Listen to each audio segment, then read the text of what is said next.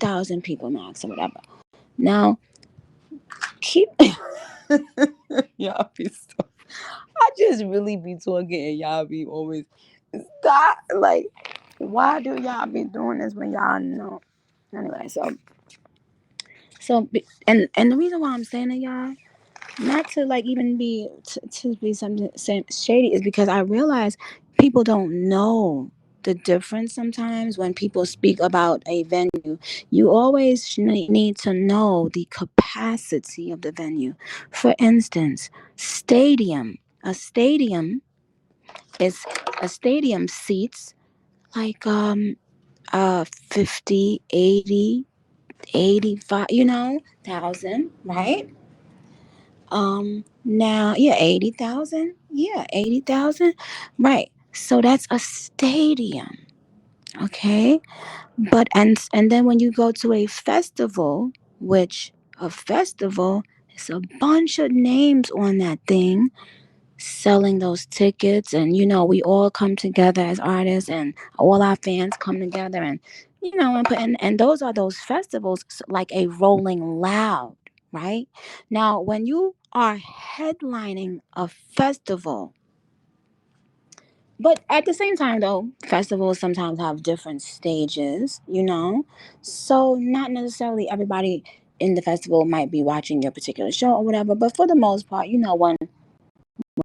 when you but when you're the queen, the barbs show up for you, and for the most part, when you are an artist with, well, with a huge fan base or lots of hits or whatever it is, or people love your show, whatever, a lot of people will make sure they stay and watch and come to that stage. However, you still need to know there's a difference in the size of the capacity. Where I'm playing arenas that could sell out up to 20,000 people, or in that capacity, sometimes even a little bit more, probably 22, I don't know, it could. But with those festival shows, it could go up to 150,000 people there. When we did Rolling Loud in that, remember I did Rolling Loud the other day, I think a year or two ago. It was freezing cold and it was so windy. I bought out Uzi and all this. And how many people were in that one, guys? But anyway, it'd be a lot of people. Someone said, is it more nerve wracking to do that arena? I guess you're asking if it's scarier to do like my arena show, or like those big festival shows. You know what? I don't want to use those kinds of words. So like nervous or anything like that, but at the same time, when I go out on stage for the arena every night, whether it's 20,000 people or 22,000 people, or whether it was 19,000 people or 25,000 people, or whatever, I know for the most part those people fuck with me, you know. So of course it just might feel easier to the normal person to be going out in a room full of people who already rock with you. Of course, if you're going out on a festival stage, though, festivals people are already, they drunk, they wasted, they trying to have a good old fucking time, and they know the big songs out. They might not know you, but they know the song. Um, but it's a great experience. I feel like for both the artist and the fan, it's just a great experience. However, the slushy at the tour was good. Okay, babe, I gotta try one. However, it's still a lot of people you gotta go out there in front of.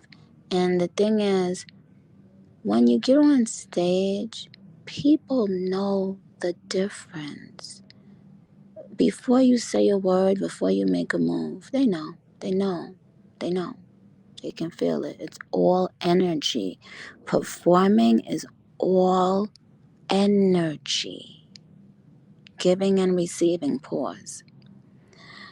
Without saying a word, without doing anything, you and they can feel you. So if you are not, you know, maybe confident or whatever, they will sense that. And at the same time, though, if you truly love, you know, them and love what you do, and you guys have a real past, then it's gonna always be a great thing. It's gonna always be a great experience in some way, shape, or form. I know that when my fans leave the show every night, I know that there's gonna be something that they're going to wake up the next day thinking about. There's going to be something that is going to be a magical moment that they always hold in their heart forever. But anyway, so I am going to give a now. There is one girl I want to make sure I give her a meet and greet too, a Gag City meet and greet lounge pass. Remember, what is the girl's name when I was like, okay, maybe you did win, but I don't know if I gave her a prize already. I might have already given her like $1,000 prize for trivia. I think it was you guys know who it is. So that's the girl. That's the first girl that won. I'm giving you a meet and greet, mama. Because I think when I had listened back to it, I was like, oh, she did beat the buzzer. Remember, y'all? Is her name something with like Lee or something? I'm not sure, but we'll know her and she knows what I'm talking about.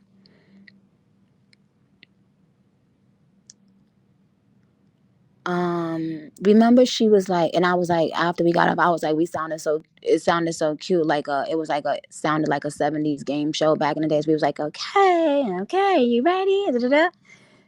So I'm not sure if I gave her a prize already, but I'm giving her a meet and greet because she did a really great job, and I never, I don't think but see, we'll see now. She just wanted meet and greet, so I'm gonna play some more songs. I'm gonna come back and I'm gonna give out another Gag City meet and greet, but this time I'm not telling you how I'm going to pick the person.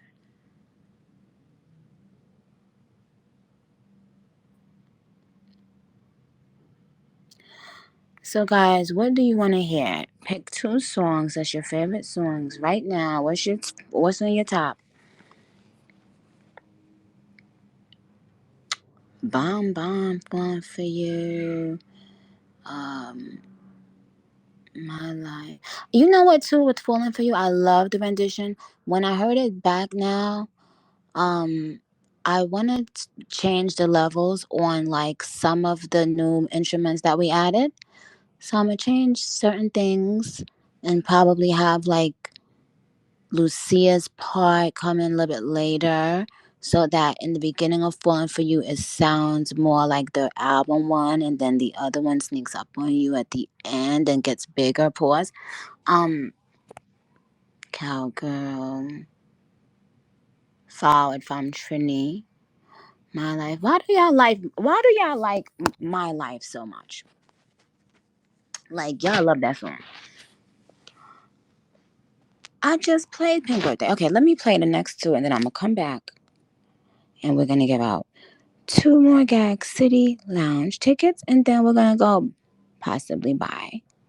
But I wanted to say, with the arena shows that are the next shows, which is Vegas and Seattle, those are my personal Gag City shows. Um, with Rolling Loud, that is the festival. But I'm still doing the full Gag City performance for Rolling Loud and for every festival that I do. Um, the only thing is that um Monica, who's on the Gag City World Tour with, well, she's on the US run of Gag City tour with us. The only thing is that Monica will not be at the festival shows, but so you know that space before the last act where Monica normally comes out, um, then that means someone else could potentially pop out. It could be a surprise.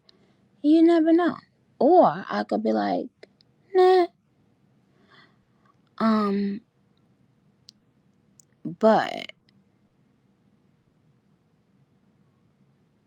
But yeah. Yeah, so while and when I come back I'm gonna talk about Chloe calling me. First she actually called me 4'9" and then 5'1".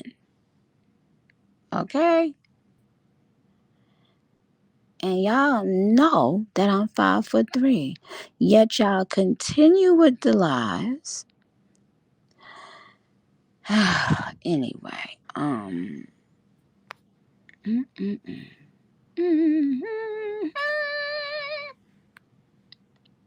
let's see what I want to play.